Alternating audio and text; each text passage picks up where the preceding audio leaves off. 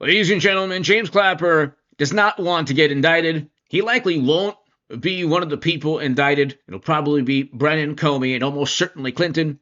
But essentially what's taking place is that the information we just found out like 3 hours ago, with Clapper doing everything possible to compromise Fox News, compromise the normal steps to rush an intelligence assessment.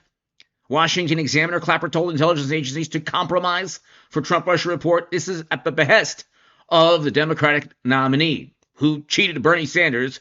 Bernie was likely a part of, in some way, shape, or form of everything, the theatrical performance known as the DNC primary. But you had Clinton with top secret intel illegally transferred onto servers, Bernie Sanders being cheated, and the Democratic Party, the beginning of the end for the Democratic Party, although it took about 10 years. And instead of owning up to how corrupt and how inept they were, they created the most absurd, outlandish hoax. They lied every day for the last 10 years. And the statute of limitations only ends when people who conspire stop conspiring. And so they conspired against Trump to accuse him of things he didn't do. They set up and framed an innocent man. These are the wonderful, morally superior, highly educated liberal Democrats. And you will hear, ladies and gentlemen, exactly why, from Tulsi Gabbard, James Clapper not only compromised U.S. national security, but was one of the people who conspired and committed crimes, potentially, almost certainly. That leads to Clinton. That leads to Clinton being indicted because she funded, or let's just say the DNC funded the Clinton, the Steele dossier, which started all this nonsense. In addition to George Papadopoulos being set up and framed because allegedly he had some knowledge of somebody in the ether or in the universe having access to Clinton's emails, which were illegally transferred onto secret servers from secure government networks. That's why James Comey wrote the Comey letter, because he testified that classified data was being forwarded to Anthony Weiner. Anyway, hit subscribe. This is huge. Very important story.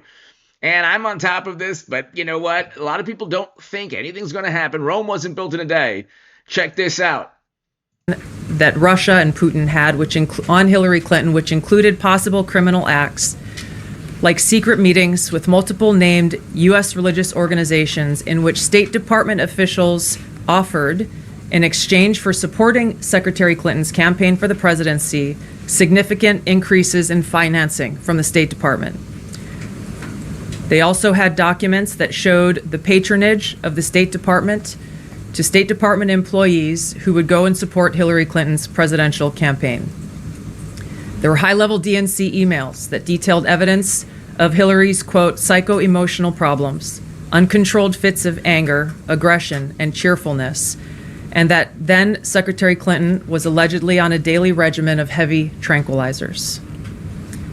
Then CIA Director Brennan and the intelligence community mischaracterized intelligence and relied on dubious substandard sources to create a contrived false narrative that Putin developed a quote-unquote clear preference for Trump. Brennan and the IC misled lawmakers by referencing the debunked Steele dossier to assess quote-unquote Russia's plans and intentions, falsely suggesting that this dossier had intelligence value when he knew that it was discredited. The intelligence community excluded significant intelligence and ignored or selectively quoted reliable intelligence that contradicted the intelligence community assessment's key findings on Putin's alleged support for Trump. Including this intelligence reporting would have exposed the ICA's claim as implausible, if not ridiculous. The intelligence community assessment omitted reliably sourced information, such as how some Russian intelligence officials were quote-unquote planning for candidate Hillary Clinton's victory, while others assessed neither Trump nor Clinton would respect Russia's interests. As was reflected in the ODNI documents that we released on Friday, multiple intelligence community assessments released in the months leading up to the November 2016 election concluded that Russia had neither the intent nor capability to impact the outcome of the U.S. election. Russia did not impact not even one vote. That's according to the intel community. That's according to the NSA and Brennan and Comey. Not even one person had their vote altered by another country. And so Democrats couldn't accept losing because I don't have Twitter, I don't have Facebook, I don't have Instagram, but back then I had Twitter. And I remember I was the biggest Bernie Sanders booster on the internet, according to the Huffington Post. I was the unofficial scribe of Sanders' most hardcore voters, according to the Washington Post. My writing was read in The Hill, the Huffington Post, Salon, other publications for years, especially during that election cycle. Not one Democratic pundit, not one journalist, not one person, not one rabid, morally superior, highly educated, mean-spirited Clinton supporter or Democrat online cared at all about the DNC emails. They kept saying, that's all you have, that's all you have, oh my God. And they kept saying, fall in line, fall in line. They were giddy. They were absolutely consumed with hubris and arrogance. They expected to win, and they expected to win big in a landslide against Trump.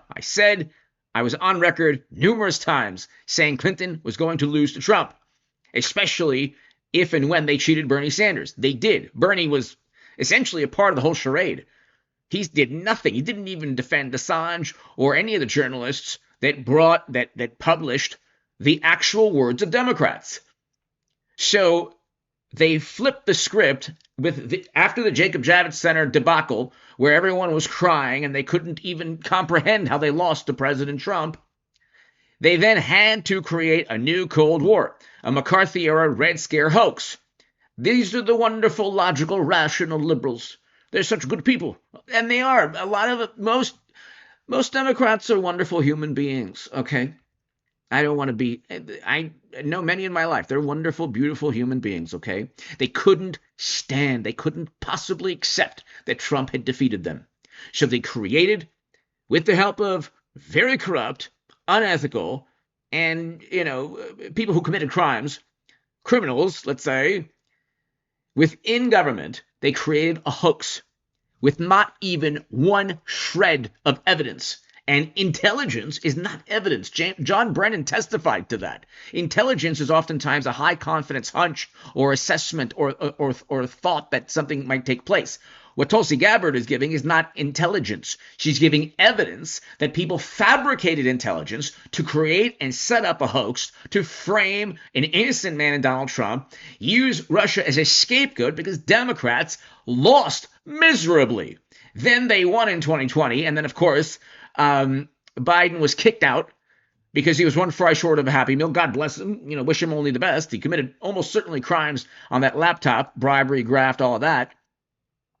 But then within 4 years, they kicked their nominee. Biden won his primary. They kicked him politically to the curb. And they don't even miss a beat. They don't even miss a beat. But anyway, let's continue. On December 5th of 2016, the FBI and ODNI gave the House Intelligence Committee its first post-election classified briefing, in which there was no mention of Putin aspiring to elect Trump by either agency. The Presidential Daily Brief, drafted on December 8th of 2016, stated that no Russian or criminal actors impacted vote counts. This document was pulled just hours before it was to be published due to quote-unquote new guidance. If it had been published, it would have been briefed to both President Obama and President-elect Donald Trump. It was not published because, of course, it exonerated Trump, or it just undermined or prevented the hoax from being perpetrated. Okay, Democrats believed, a great many Democrats are atheists. There's no evidence of someone upstairs, so why would they believe that? But they wholeheartedly believe partisan actors who created the most outlandish, absurd, stupid myth, and very smart journalists that went to Ivy League schools throughout the country devoted their souls and their lives and their beings to trying to convince the American public that Trump worked with Russia. Nobody truly believed that, or nobody believed that. Only the most hardcore, rabid base, the Democratic base. They always talk about the Trump base. There's very few ideologically driven. There's very few political bases that are so ideologically driven that they could believe complete nonsense, like the wonderful, morally superior, highly educated, liberal Democratic Party base. This leads back initially to Tulsi Gabbard's predecessor. And he's going to help, I believe, through testimony, indict Clinton. Or Clinton, vice versa, indict him. But I think Clinton, I think they will testify against a number of people, including the former Secretary of State. Hit subscribe. Thank you.